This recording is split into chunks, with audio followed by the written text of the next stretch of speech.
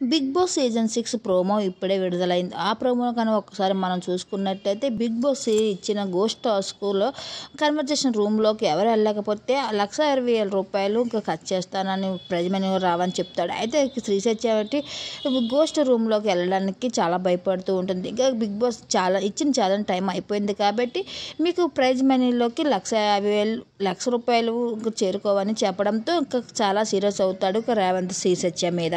అయితే big boss మరో challenge ఇస్తాడు. కోల్పోయిన డబ్బును మళ్ళీ తిరిగి తెచ్చుకునేందుకు బిగ్ బాంబ్ అని ఒక టాస్క్ను పెడతాడు. ఆ టాస్క్లో ఎనియాక రేవంత్ శ్రీసత్య పాల్గొంటారు. అయితే ఇక మిగతా వాళ్ళకి ఈ టాస్క్లో ఎవరు గెలుస్తారనేది మీకు ఏకాభిప్రాయంతో తెలియజేయమని బిగ్ బాస్ చెప్తూ ఉంటాడు.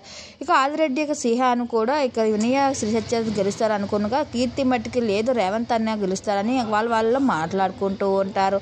అయితే ఈ గేమ్లో అయితే ఎవరు గెలుస్తారన్నది మీరు కామెంట్ సెక్షన్లో మాకు కూడా మీరు తెలియజేయండి.